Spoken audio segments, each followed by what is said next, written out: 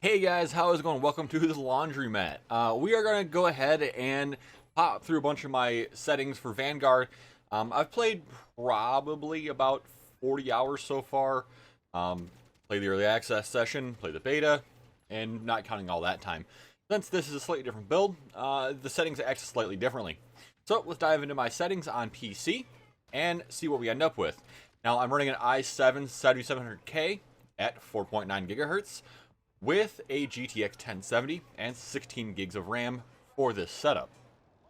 Now, these settings are pretty much mid-grade for hardware. If you're running a 3090, obviously, you don't need to go low and things like that, but I'm after frame rate and I want to solid lock my 144 Hz on my monitor. So that's what we're after. Now, if you're after controller settings as well, we'll have that here in a second, but let's dive through my mouse and keyboard settings before we start diving too deep into other things.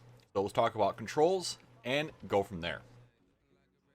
So we're going to begin our adventure here on the keyboard and mouse settings.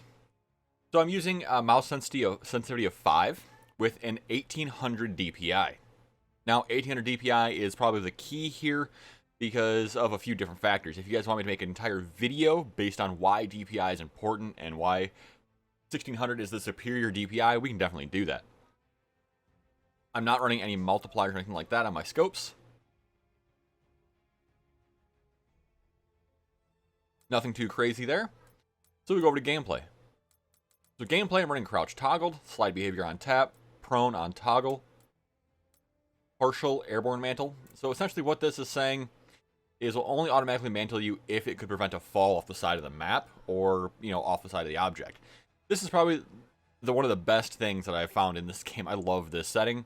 It really helps me out and just keeps things kind of even. You can also run, if you're playing Minecraft, you can run automatic ground mantle. So basically run up against an object, it'll automatically mantle over that with the possibility of mantling over low height objects. So the problem with that is obviously if you're trying to run up against an object and fire behind it, you run the risk of go ahead and, jump over the object and being dead. So not necessarily the best thing to run there. Just want to mention that. So the mantle status queuing. So what you can do with this is say you're mid-mantle, and then you go ahead and prone. Ideally, it will input that prone at the end of the mantle. So I usually run automatic tack sprint just so I have the kind of advantage of double tapping my shift to get the tack sprint to slide cancel. I run this in conjunction with another keybind we'll talk about in a second. Sprint cancels reload. I use this a lot of times to cancel the reload animation if I need to, just to get that quick sprint out and get the kill and then reload my gun if I have to. Sprinting door bash, this is up to you. Typically I leave this on just so I can kind of make through stuff without just walking into a door and stopping. Weapon at mount activation, that's up to you. However, ADS plus melee for me is the most consistent. That way I can kind of just manage it without having to worry about an extra keybind for that button. I also want to mention that this game has a hidden mechanic with the revolver. So with the revolver, what you can do is hit B, cock the hammer back, and that will reduce the fire rate time. So basically, the hammer's already back. You don't have to pull the trigger, the long pull. Instead, you get the short pull and the hammer falling. So on the keybinds, this is kind of my setup. I run some different settings because I'm left-handed, but these settings definitely did apply when I played right-handed as well, because I've played both, so just kind of keep that in mind. So crouch slide. I put this on control so that I can have a finger free. I don't want this on C because it's clunky if you are right or left-handed. So it's not a great button there. I use Z for prone because I really don't prone very often. It's not something I see myself doing. And if I have to, it's right next to my sprint button, so it's not that big of a deal. So if you're running auto tack sprint, you can run this way. Or if you want to run regular sprint, run your tack sprint on here with the shift button. And that will make it so you don't have to run auto tack sprint, so you have a little more choice on how you want to do your sprinting. Now, if you do put the shift button here, you're actually going to have to map your steady aim key. That one I'd probably throw on the side of my mouse just so I can hit that while I'm pulling my shots. Alright, so enough of this keyboard and mouse stuff. Let's check out the controller settings. If you saw my video on movement guide, we already went through controller settings here and there, but I wanted to gloss over them really quickly in this video as well. So I'm running my sensitivity on 6.6 with a 120 FOV. It's important that you notice that the FOV will change how your sensitivity and aim assist acts. So keep that in mind. So from here, you want to head on down to button layout. I have mine on tactical flipped. That way I can use the mouse clicks of the right and left bumper instead of the long throws of the trigger. Now on gameplay, we have target aim assist. We want that on, obviously. You have basically what it is in Warzone, and then you can go all the way down here to Black Ops.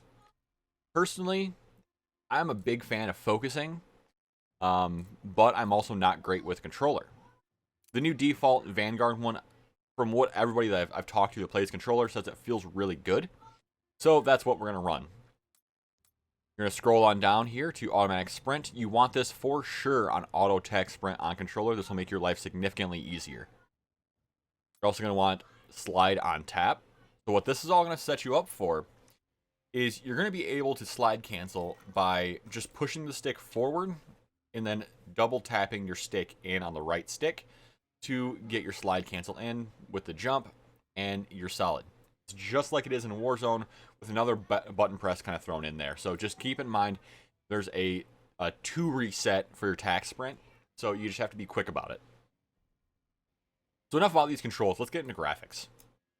So on PC, this is my graphics setup. I run full screen borderless because I'm streaming and stuff like that.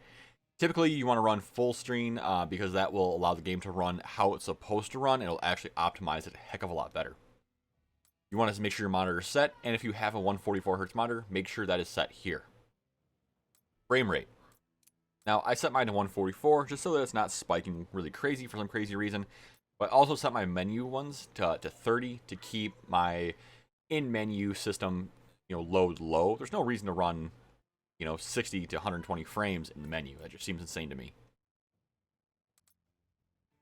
So these are the graphics settings that I'm running. It's just I found these work the best for me. Like I said, get 144 frames without too much of an issue. Never really seeing many dips other than when there's lots of fire on screen. But that's kind of a thing in general on this game from the sounds of it. Basically what we're seeing here is just medium and low.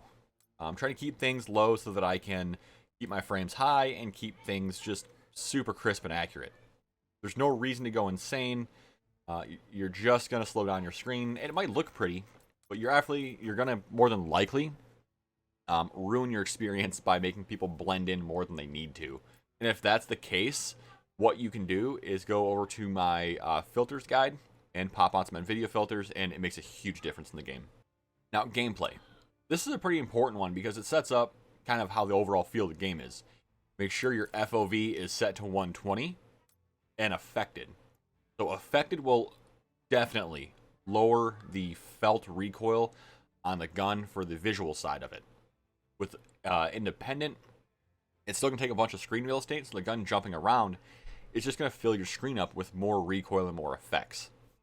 Camera movement, set this to 50% if possible. Just lower is better. And motion blur off. Being as I have OBS up, usually I run on plus boost. If I'm just playing and hanging out, I'll throw it on just regular on and get rid of the boost so my CPU isn't getting kind of relaxed when my GPU is getting beat to death doing something else. So audio.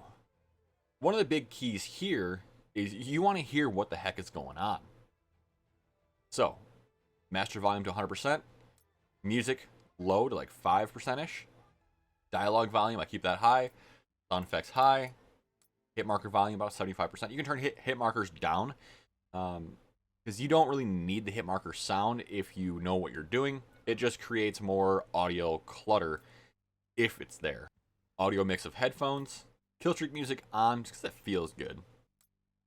Mono audio off. So if you have this on, it will put all the audio into one channel, and it doesn't allow you to actually tell where people are because the sound will come from one speaker basically. And that's how I have my audio set up. Check out interface. I'm just going to slowly scroll through these as most of these don't really matter, but if you want to stop, take a peek, feel free to pause the video and take a look.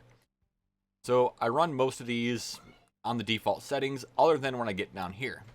You want to make sure this is on square. And minimap rotate is on.